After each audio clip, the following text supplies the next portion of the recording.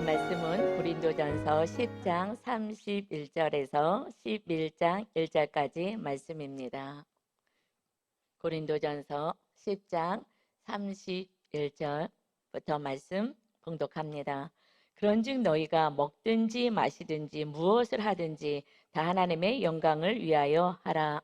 유대인에게나 헬라인에게나 하나님의 교회나 거치는 자가 되지 말고 나와 같이 모든 일에 모든 사람을 기쁘게 하여 자신의 유익을 구하지 아니하고 많은 사람의 유익을 구하여 그들로 구원을 받게 하라. 내가 그리스도를 본받는 자가 된 것 같이 너희는 나를 본받는 자가 되라. 아멘. 오늘 이 말씀을 중심으로 해서 그리스도를 본받는 자가 되라라는 제목으로 말씀을 전하겠습니다. 그리스도를 본받는 자가 되어야 한다. 사도 바울이 말씀하시고 또 주님도 나를 본받아라 말씀하십니다. 오늘 세상 사람들은 누군가를 롤 모델을 삼고 영향력 있는 사람을 따라가려고 그러고 그를 롤 모델로 삼고자 합니다.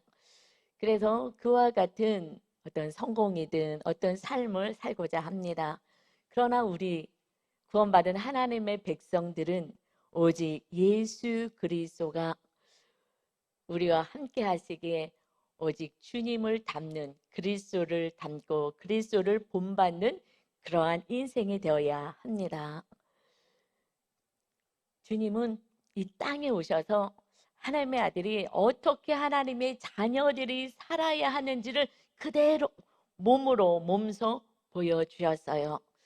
그래서 사실 말씀도 우리가 가깝지만 주님의 행하신 그 삶을 우리가 보면서 따라갑니다. 그래서 사도 바울은 나는 주님을 따라간다. 우리가 지금 따라가야 될 인생은 세상의 어떤 누구도 아니고 내가 좋아하고 내가 뭐 사랑하고 내가 나한테 영향력이 미쳐지는 어떤 누구 사람이 아닌 오직 전능하신 하나님 우리를 생명을 다해서 사랑하신 예수님만을 우리는 본받고 따라가셔서 오직 하나님께 영광 올려드리는 멋진 인생이 되시기를 예수님의 이름으로 축원합니다. 아멘. 첫 번째는요, 주님처럼 하나님의 영광을 위하여 하라. 그리스도를 본받는 삶은 주님도 이 땅에 오셔서 하나님께 영광을 올리는 삶을 살았어요. 나의 영광이 아니라 주님도 하나님이시지만 이 땅에 오셔서 그대로 본을 보여주었어요. 그래서 침례까지 받으시잖아요. 주님이 사람에게 침례한테 받을 필요는 없죠. 그런데 그대로 모든 것을 따라하라고 그렇게 겸손히 다 본을 보여주었습니다. 그래서 오늘 본문 말씀에 보면 고린도전서 10장 31절에 그런즉 너희가 먹든지 마시든지 무엇을 하든지 다 하나님의 영광을 위하여 하라. 이 말씀이 왜 나왔냐? 바로 그 윗절에 보면 지금 고린도전서죠. 고린도 교회에 그 안에 분쟁이 있습니다.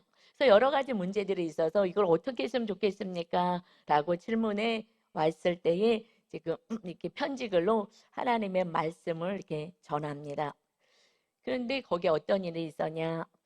우상에게 바친 제물, 고기를 먹어도 된다, 먹으면 안 된다 하면서 교회 안에서 내 생각을 주장하면서 분쟁이 있는 것입니다. 그러니 예수님 안에서는 뭐 우상에게 드렸던 고기를 먹든지 안 먹든지 그거는 더 이상 문제가 되지는 않아요. 그런데 만약에 믿음이 연약한 자에게 우리가 우사에게 드린 그 제물을 먹는다면 여기 이래도 되는구나 라고 믿음이 더 연약해질 수가 있기 때문에 그리고 그 신이나 하나님 신이나 다 똑같네 라고 생각해서 믿음이 떨어지면 안 되기 때문에 너 중심이 아닌 정말 이웃을 향하여서 그들이 그 믿음의 수준만큼 해야 된다. 그들의 믿음이 연약하면 연약한데 시험 들지 않도록 계속 고기를 먹고 싶어도 안 먹고 나는 그냥 아예 그 전에 말씀 가운데 나는 그거 갖고 자꾸 이렇게 문제가 생긴다면 내가 고기 먹는 것 때문에 시험에 든다면 그럼 나는 아예 영원히 나는 안 먹을 거야. 이게 뭐가 이렇게 중요해? 뭐 먹고 마시고 하는 게 뭐가 중요해? 한 영혼이 구원받은 그래서 하나님께 영광 올려드리는 그 삶이 이것이 본질이고 이것이 중요하다. 그냥 무엇을 먹고 마시고 육적인 거 이것은 그렇게 중요하지 않아. 우리 삶 속에서 오직 하나님께 영광 올려드리는 삶, 이것이 구원받은 하나님의 백성이 아니겠느냐. 그래서 너희가 32절에요. 유대인에게나 헬라인에게나 하나님의 교회나 거치는 자가 되지 말아라. 걸림돌이 되지 말아라. 너희 때문에 시험 당하게 하지 말아라. 내가 옳다고 주장하여서 정죄하고 마음이 상하여서 교회를 떠나거나 믿음이 떨어지지 않게 해라. 그래서 나처럼 했으면 좋겠다. 33절에 나와 같이 사도 바울과 같이 모든 일에 모든 사람을 기쁘게 하여 자신의 유익을 구하지 아니하고 많은 사람의 유익을 구하여 그들로 구원을 받게 하라. 사도 바울이 자기의 권리를 포기하여서 이웃에게 맞춰주는 것은 이것은 오직 구원 때문이야. 이웃의 유익을 위해서, 이익을 위해서 우리는 살아가는 거야. 여러분, 주님도 그러셨고 사도 바울도 나는 내가 가진 거 오히려 배설물 같이 다 여기며 오직 그 한 영혼이 구원받는 그 일에 하나님이 제일 기뻐하는 영혼 구원에 힘을 쓴다. 그런데 그냥 뭐 먹고 마시고 이런 거 갖고 싸우고 분쟁하고 교회 안에서 이러면 되겠느냐. 우리가 사실 구원이란 큰 명제 아래 천국이냐 지옥이냐 하는 그 명제 아래 그냥 교회 안에서 뭐 이 문제 저 문제 사사로운 걸 가지고 그거 갖고서는 논쟁하는 거는 분열시키는 거죠. 그러니 이 가지고 중요하지 않은데 나는 내 권리를 다 포기해. 이 가지게 뭐가 중요해? 한 영혼이 지옥 갈 영혼이 천국에 가고 영생을 얻는다면 이것 말고 뭐가 더 기쁜 일이 가치 있는 일이 있겠느냐. 그래서 구원의 열매 맺는 것 이것이 최고의 하나님의 자녀들의 삶의 가치 있는 인생이다. 예수님도 이렇게 말씀하셨죠. 요한복음 15장 8절에 너희가 열매를 많이 맺으며 여기 열매는요 구원의 열매예요. 자기를 포기하고 십자가를 지며 구원의 열매를 많이 맺으면 내 아버지께서 영광을 받으신다. 너희는 내 제자인 거야. 그러니 주님의 제자의 삶은 그저 나의 유익을 위해서 너를 무시하고 함부로 하고 욕을 하고 악을 행하고 내가 이익을 얻고 내가 이런 사람이야 하고 높아지고자 하지 말고 주님처럼 그냥 겸손히 한 영혼을 위하여 생명을 다하는 사랑을 그때 실천할 때 우리 하나님이 가장 기뻐하시는 영광을 우리를 통해서 받게 되는 것입니다. 여러분 그냥 사사로이 뭐 이것 갖고 저것 갖고 사실은 내 주장, 내 생각, 내 뜻 이게 사실은 뭐 그렇게 중요하지 않아요. 진리 안에서 뭐가 이렇게 중요하겠어요? 이것이 어렸을 때부터 살았던 나의 삶의 어떤 신념, 가치관, 세상의 꿈 이것을 가지고 하나님의 자녀는 이제 사는 게 아니야. 우리가 이제 세상의 것으로 이것 갖고 다투고 싸우지 마시고 진정 정말 무엇이 가치 있는 인생인지 우리 가족을 향하여 이웃을 향하여 내가 옳다고 소리 지르지 말고 겸손히 내려와서 그들의 유익을 위하여 그들을 위하여 살아가는 하나님께 영광 올려드리는 구원의 열매를 맺는 저와 여러분 다 되시기를 예수님의 이름으로 축원합니다. 아멘. 두 번째는요. 너희는 나를 본받는 자가 되라. 사도 바울이 이렇게 말씀하셔요. 고린도전서 11장 1절입니다. 내가 그리스도를 본받는 자가 된 것 같이 너희는 나를 본받는 자가 되라. 사실 인간이 얼마나 잘 살기에 나를 본받아라 할 수 있겠어요. 그런데 사도 바울이 이렇게 이야기할 수 있는 것은 전제가 있었죠. 내가 그리스도를 본받아서 그냥 그대로 살려고 힘을 썼어. 그러니 너희도 그리스도를 본받아서 나처럼 그냥 주님 뜻대로 한번 살아보려고 애를 써라. 그래서 사도 바울은 내 뜻, 내 생각, 내 감정, 자기 확신, 교만 이런 거 다 내려놓고 그는 뭐 교만하기에 충분한 자였죠. 모든 것을 다 소유한 자였기 때문에 세상에서 다 부러워하는 모든 것 최고의 학벌가, 뭐 로마 시민권가, 또 바리새인, 또 리더로서 모든 것을 다 가졌어요.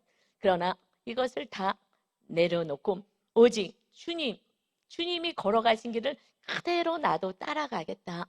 그러니 너희도 나를 따르는 것이 사실은 아니라 내가 주님 따르듯이 너희도 나와 함께 따라가자. 누구를요? 주님을 우리는 따라가는 인생입니다. 그래서 그리스도를 본받는 거예요. 예수님은요. 그냥 말씀만 하지 않았어요.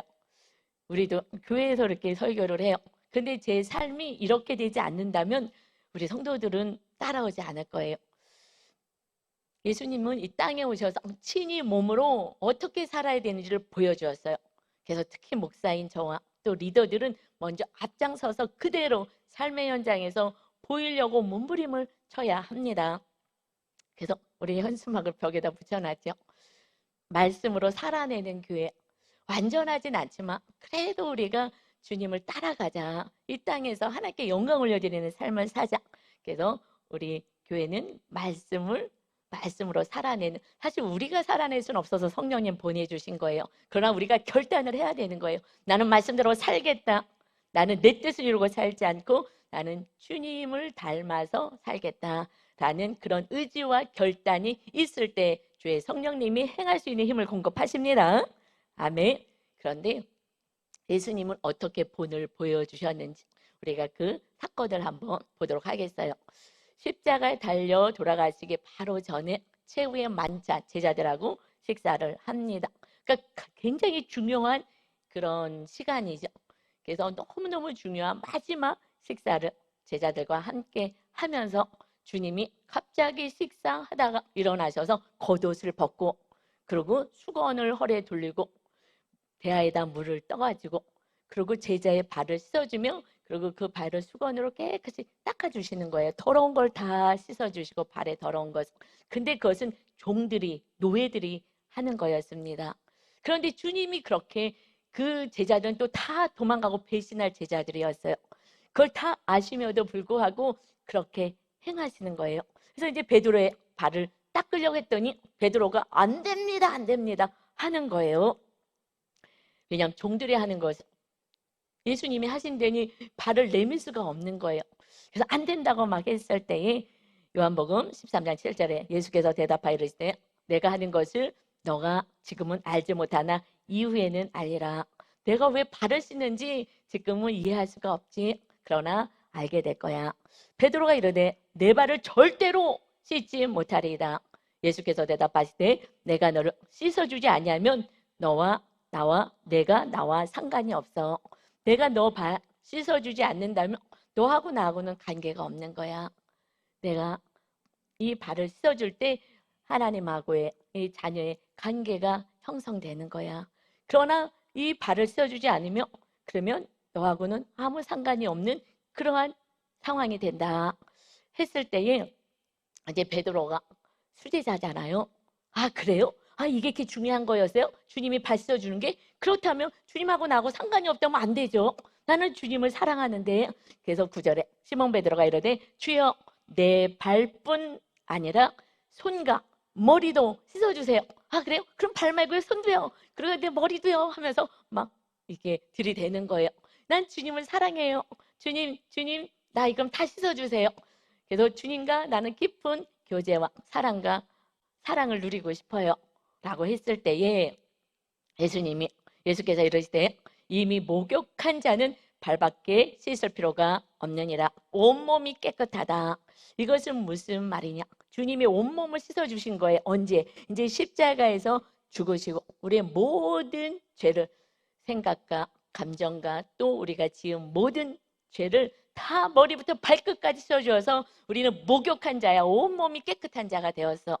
그런데 그 이후로 계속 죄를 짓잖아요. 말씀대로 살지 않는 게 죄죠. 말씀대로 살지 않으니 그러니 내가 너를 끝까지 너 발을 씻어줄 거야. 너가 어떤 죄를 져도 내가 끝까지 너의 발을 씻어서 너를 거룩한 자로 천국 백성으로 내가 삼을 것이다 라는 말씀을 하시는 거예요. 그런데 이어서 너희가 깨끗하나 다는 아니니라 하시니 다 깨끗한 건 아니야. 12제자가 있었어요. 그런데 거기에 다 깨끗하지 않대요. 그러면서 11절에 이는 자기를 팔 자가 누구인지 아심이라. 그러므로 다는 깨끗하지 아니하다 하시니라. 가론 유다는 구원을 받지 못해요. 용서를 받지 못해요.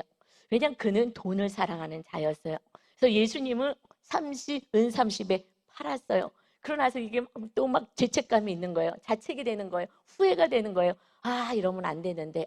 우리는 후회하는 인생이 아니라 회개하는 인생입니다. 그래서 발을 씻어주시겠다는 거예요. 또 용서해 주시겠다는 거예요. 그런데 너무나 교만방자하여서 예수님도 팔아버리고 돈 받고 팔아버리고 그리고 스스로 목숨을 끊어버렸어요. 회개할 수 있는 주님이 용서할 기회를 주지 않은 거예요. 이것은 어떻게 할 수가 없어요. 그래서 다 깨끗하지만 다가 깨끗한 게 아니라 그 가룟 유다는 그 죄사함을 받지 못했다.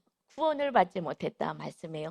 우리가 이제 예수님을 믿고 그동안에 내가 지은 모든 데 다 용서해 주세요 하고 기도하는 순간 주님이 우리의 지은 모든 죄, 오늘 이전에 지은 모든 죄를 정말 목욕시켜 주시더니 깨끗하게 씻어 주신 줄 믿습니다. 이것이 은혜인 거예요. 그래서 하나님의 자녀가 되고 거룩하신 성령님이 우리와 함께 할 수가 있습니다. 그러면서 이제 주님이 옷을 입고 다시 귀한 말씀을 전하셔. 귀한 메시지를 전합니다. 그것이 12절이에요. 그들의 발을 씻으신 후에 옷을 입으시고 다시 앉아 그들에게 이르시되 내가 너희에게 행한 것을 너희가 아느냐 알겠느냐. 너희가 나를 선생이라 또는 주라 하니 너희 말이 옳도다. 내가 그러하다. 그래, 너희가 선생이라고 표현도 하고 나를 주님 하나님이라고도 표현하지. 그게 맞아. 내가 하나님이다.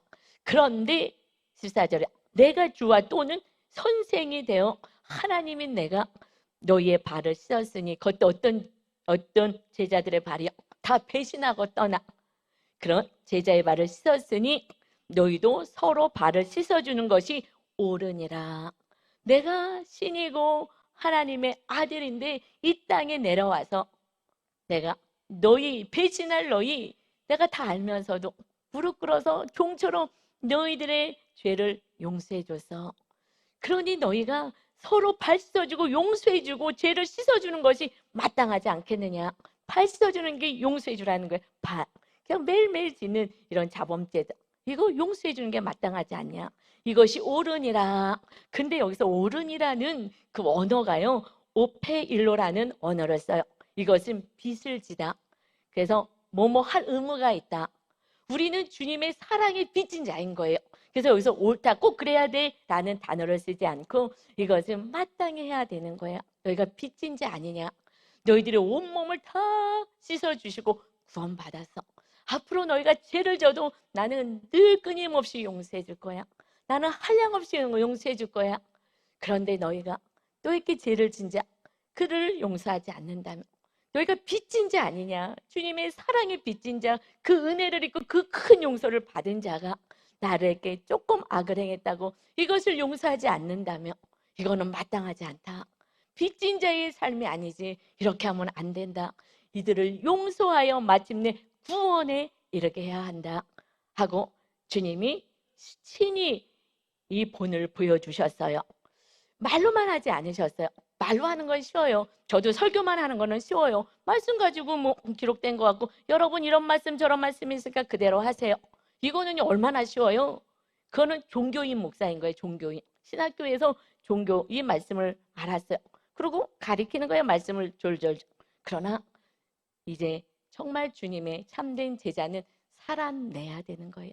그렇지 않군요. 그 리더들은 온전하지 않은 거예요. 결국 성도도 살려낼 수 없어요. 왜요? 내가 못 사는데 어떻게 성도한테 살라고 하겠습니까?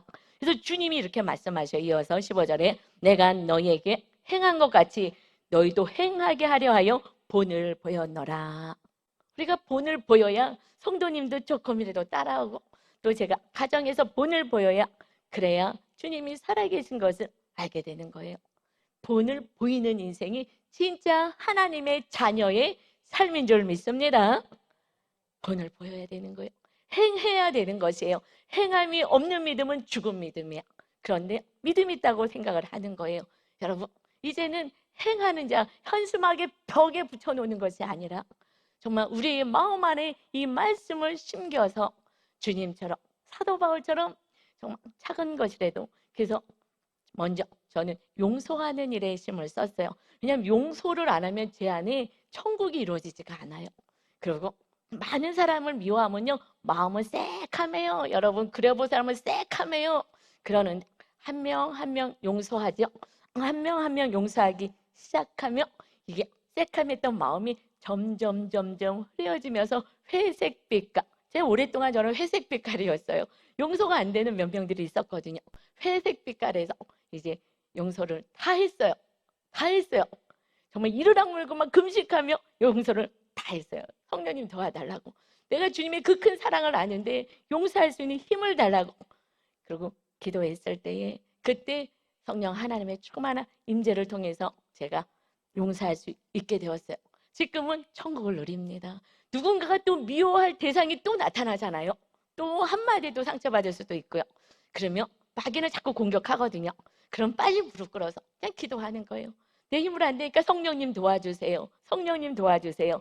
그래서 우리가 이 마지막 십자가에 달려 돌아가시기 전에 마지막 친히 행하시며 이렇게 서로 용서하고 살아야 너희 안에 천국과 이웃의 천국이 세워진다.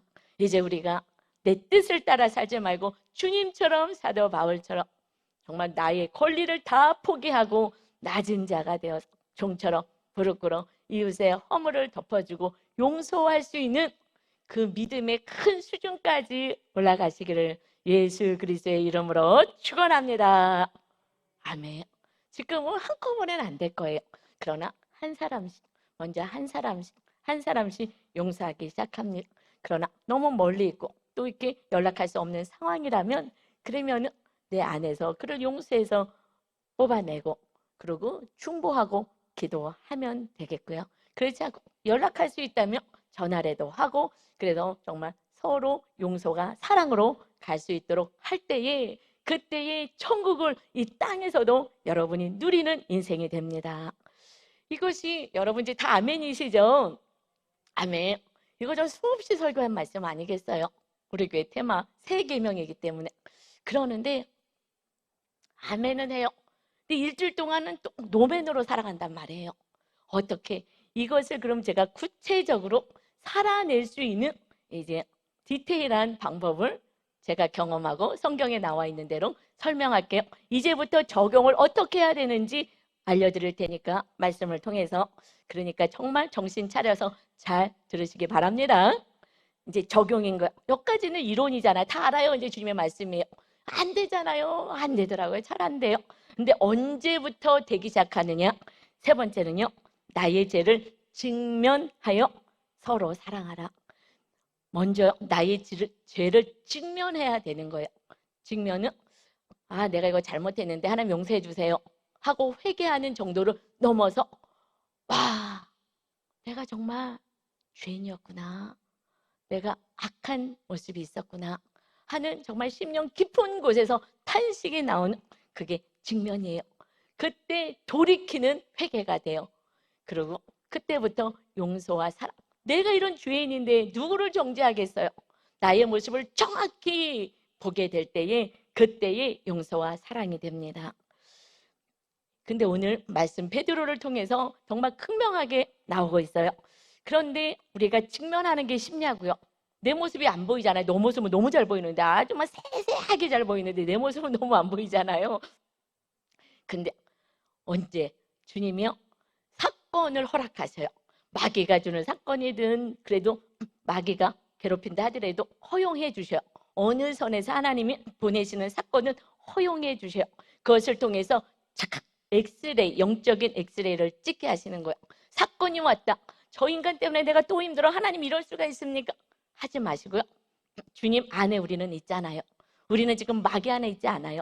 주님이 우리를 보호하고 계셔요. 그런데 우리가 뜻하지 않은 사건이 왔어요.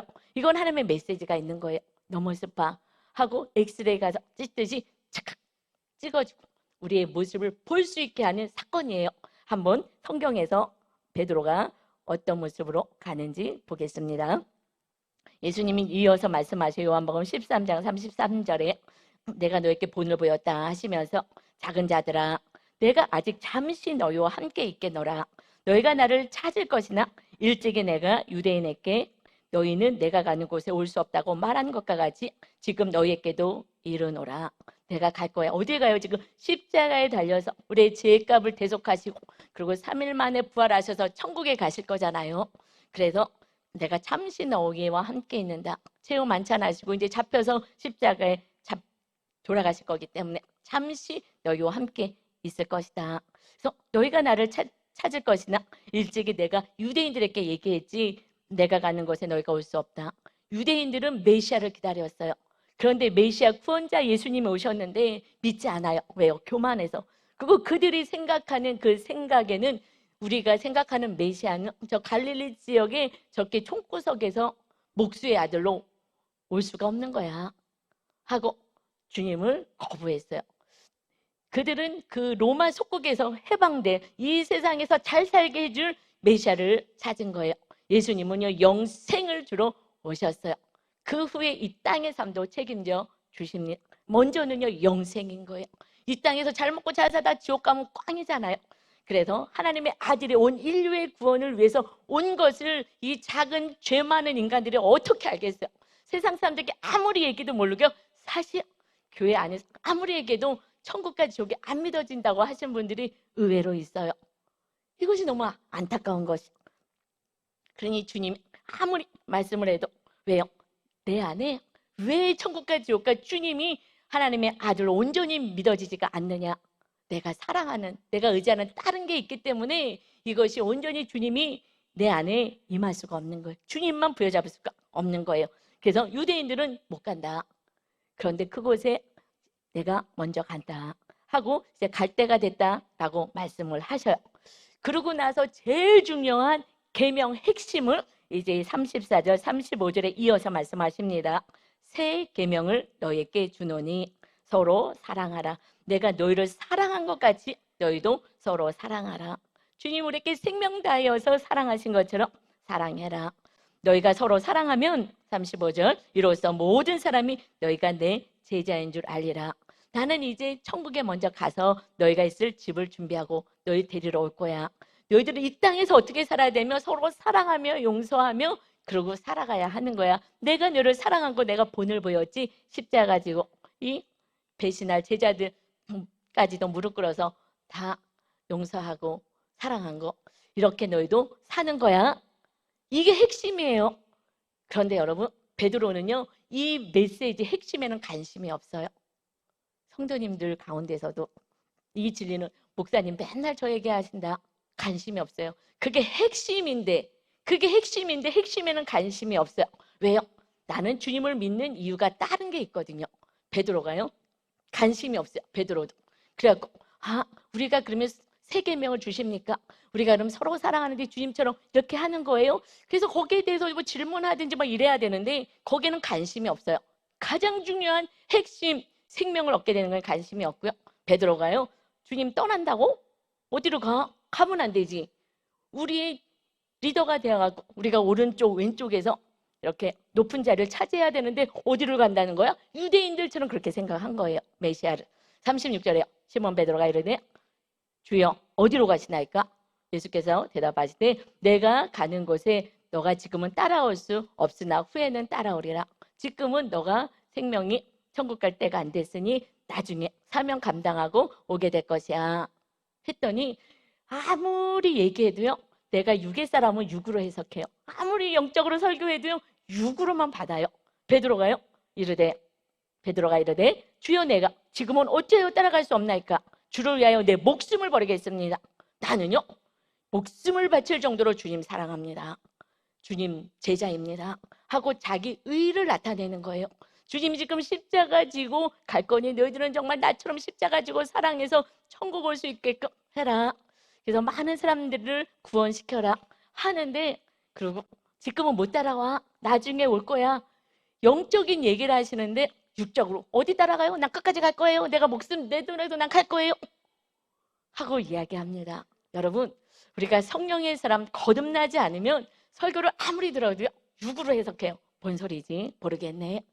그래서 우리가 나를 내려놔야지. 그리고 성령님 임해달라고 기도할 때에 그때 영 안이 열리고 영적인 세계가 확연하게 드러나는 거예요. 이 자기 의만 나 이런 사람이에요. 예수님 혼자 가게 안 하겠습니다. 육으로 얘기하는 거죠. 지금 십자가 지실 건데 혼자 가게 안 해요. 내가 예수님 따라가세요. 내가 어려운 일이 생기면요. 제가 막아놓고요. 이렇게 할 거예요. 제가 목숨을 다해서 주님을 섬길 거예요. 38절에요. 예수께서 대답하시되 너가 나를 위하여 너 목숨을 버리겠느냐? 내가 진실로 진실로 내게 이르노니 닭 울기 전에 너가 3번 나를 부인하리라. 너가 지금 믿음이 어마어마하다고 생명을 바치겠다고, 그런데 너가 닭 울기 전에 나를 3번이나 부인할 거야. 여러분, 우리는 고난당하기 전에는요 어마어마한 믿음이 있다고 착각해요. 망상이죠, 망상.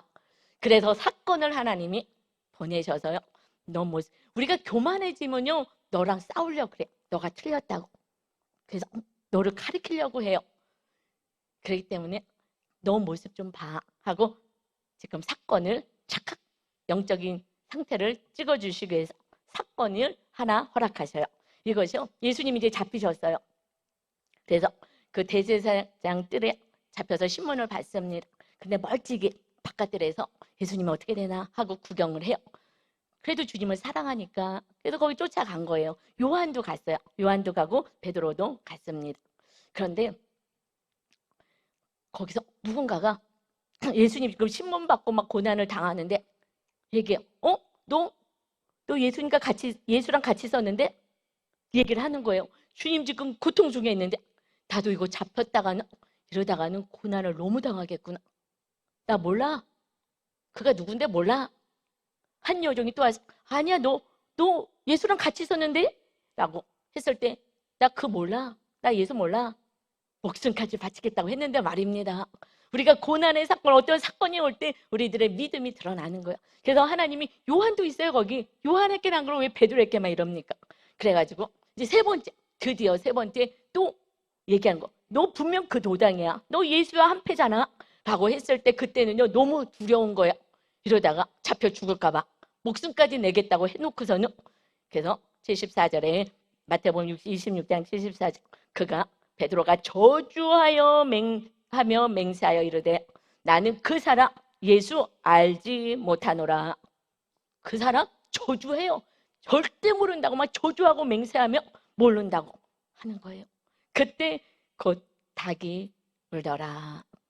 이에 베드로가 예수의 말씀에 닭 울기 전에 내가 3번 나를 부인하리라 하심이 생각나서 밖에 나가서 심히 통곡하니라. 여러분, 우리들의 믿음이 좋은 것 같아요. 저도 어떨 때는 엄청 좋은 것 같아요. 그러나 어떤 사건이 딱 왔을 때 정확히 제 믿음의 척도가 보여지더라고요. 그래서 제가 죄를 직면하니 제가 사실 교만으로 못 가는 거예요. 여러분이 기대하는 목사의 상이 있을 거예요. 그런데 그만하지 못해요, 저는.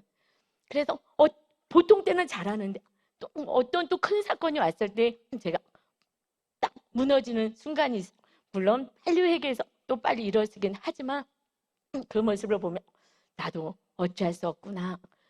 내 모습을 정확히 받기에 제가 성도든 누구든 정말 정죄할 수가 없는 거예요. 이 땅에서는 완전한 인간이 없는 거예요. 베드로같이 이 수제자가. 그러나 그는 정말 목숨을 다할 수 있다고 생각했어요. 그러나 우리는 현실 속에 사는 거예요.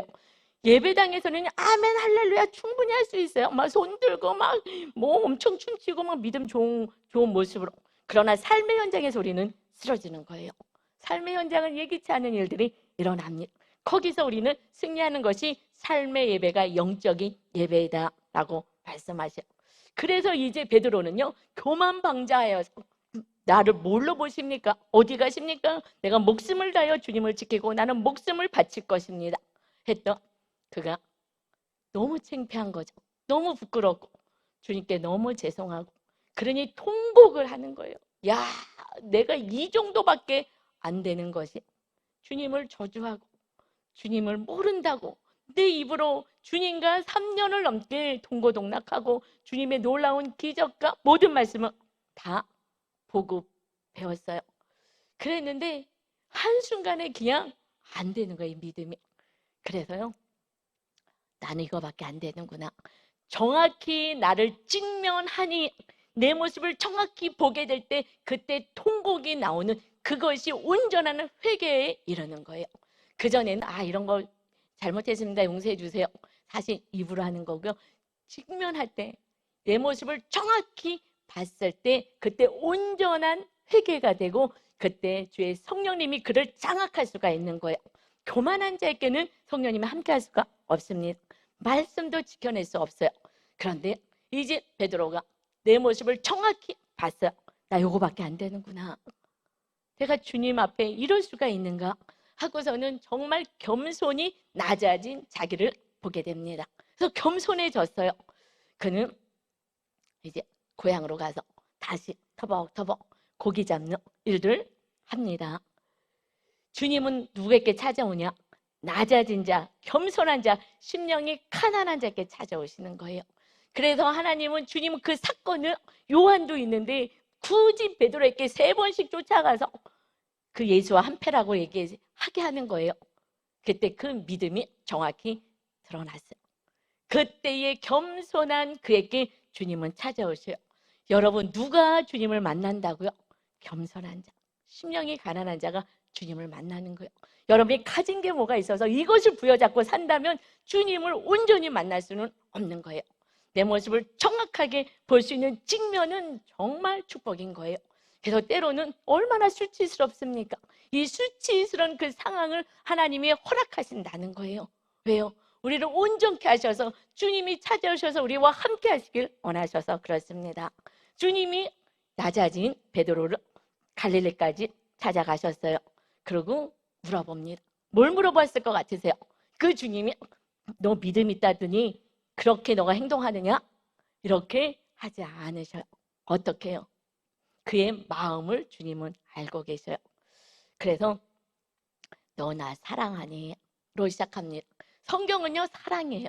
주님이 우리를 이토록 사랑하셔서 생명 주셨고, 우리는 그 은혜가 너무 감사해서 그 은혜를 이웃들에게 용서와 사랑으로 흘러가게 해서 구원에 이르게 하고, 이것이 하나님의 나라의 삶의 법칙이죠.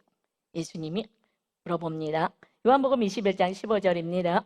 그들이 조반 먹은 후에 예수께서 시몬 베드로에게 이르시되 요한의 아들 시몬아, 내가 이 사람들보다 나를 더 사랑하느냐 하시니 이르되 주님 그러하나이다.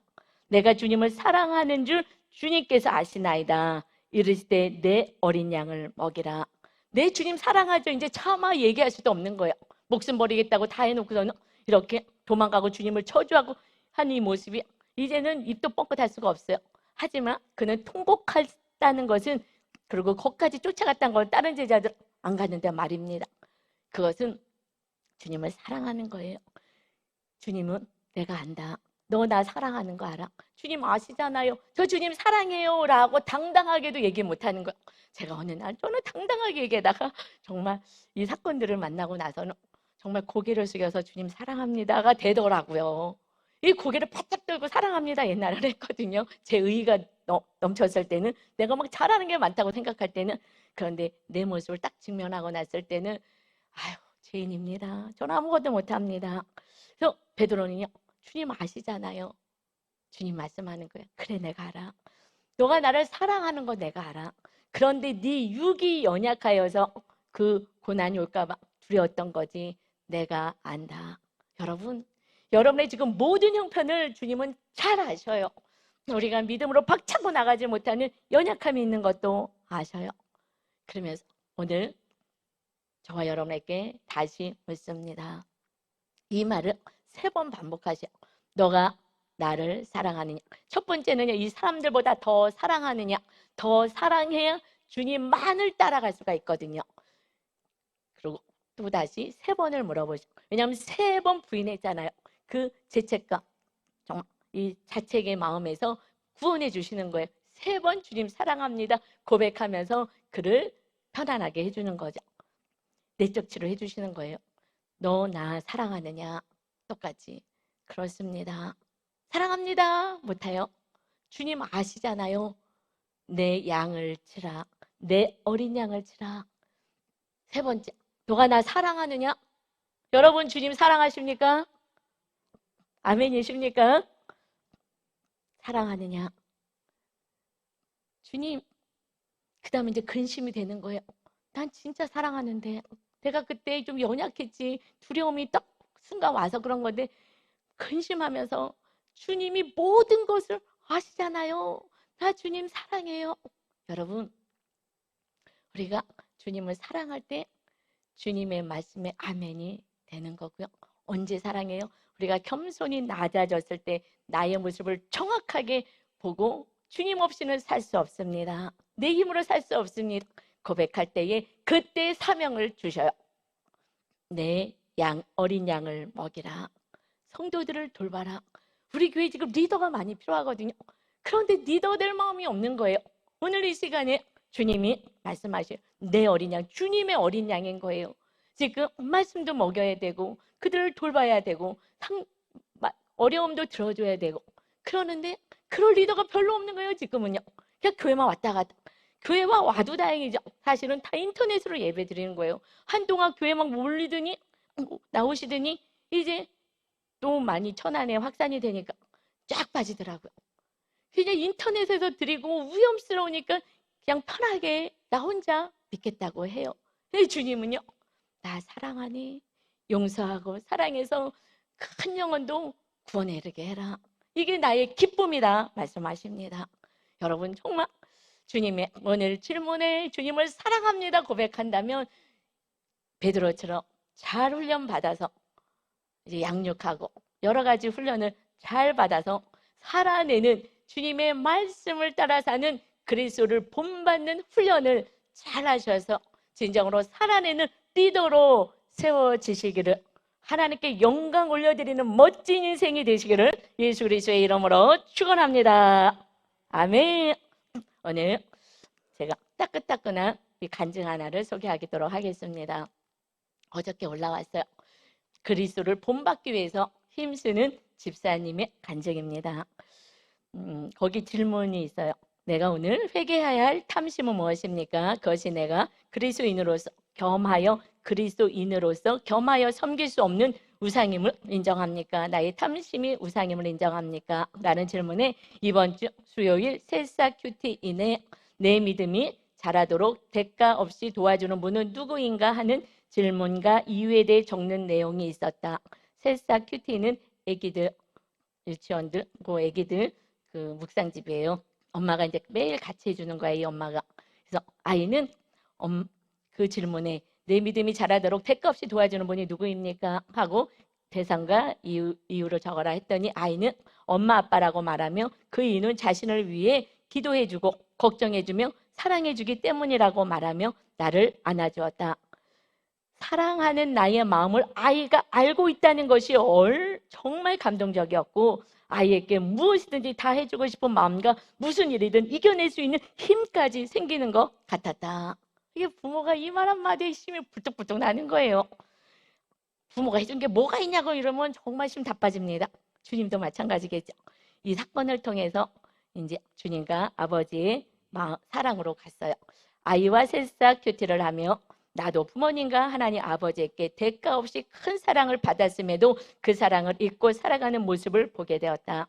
남편의 이직으로 수업을 듣는 6개월간 친정 아빠로부터 물질 공급을 받았음에도 아빠가 더 주지 않음에 서운한 감정과 미운 마음이 들기도 했었다. 입으로는 감사하다면서도 마음속엔 물질을 사랑하여 이 세상에서 잘 먹고 잘 살아보고자 했던 물질을 우상 숭배한 나의 모습을 보게 되었다. 나 자신을 위해 살아가며 아빠의 구원은 안중에도 없었던 나의 완악함을 마주하게 되었다. 여기서 마주하게 되었다라는 표현을 쓴 거예요. 마주하는 게 뭐예요? 내 모습을 마주한 거잖아요. 직면했다라는 거예요. 나의 진짜 내 모습을 직면했다는 것입니다. 그래서 대가 없이 우리 가정을 도와준 친정 아빠의 사랑의 마음과 나의 구원을 위해 생명을 내어주신 예수님의 사랑을 잊은 채 물질을 섬긴 우상 숭배죄를 회개합니다. 하나님은 내가 기도하지 않은 작은 것들까지도 베푸시며 현실에 대한 걱정으로 두려움이 있을 때에도 신실하게 일하심으로 나를 사랑으로 다스려 주셨음에 감사가 터져 나왔습니다. 이 직면하게 될 때 내 모습을 볼 때 감사가 터져 나오는 거예요. 그래서 14절에 말씀 14절에 내 사랑하는 자들아 우상 숭배하는 일을 피하라 하신 말씀처럼 뿌리 깊은 물질 우상을 빼내며 주님을 더욱 사랑함으로 친정 아빠의 구원을 위해 더욱 힘쓸 수 있길 기도하겠습니다. 적용하기 10월에 놀러 오는 친정 아빠를 위해 감사 편지와 선물을 준비하기 2시간 기도 지키기. 이분이 말씀 묵상과 기도로 날마다 교회 와서 낮에 기도하고 말씀 묵상하고 이래요. 그러니까 이 사랑이 자녀에게 계속 흘러가는 거예요. 자녀가 정말 자녀를 위해서 엄청 정말 섬기고, 이 아이가 알게 된 이 사건을 통해서, 이 사건이 있어서 정말 내 모습을 보고 회개하고 부모님의 사랑, 하나님의 사랑 안에 거하게 됩니다. 여러분, 말씀과 기도로 너희가 거룩하여 지느니라. 성령님이 임하신 것은 오직 그밖에 없습니다. 말씀과 기도로 무장하여 살아갈 때 주님을 말씀 따라 본받는, 하나님께 영광 올려드리는 저와 여러분 다 되시기를 예수 그리스도의 이름으로 축원합니다. 아멘. 주여 일창하심에 기도합니다. 주여. 아버지 감사합니다. 우리가 교회에서 아멘 할 때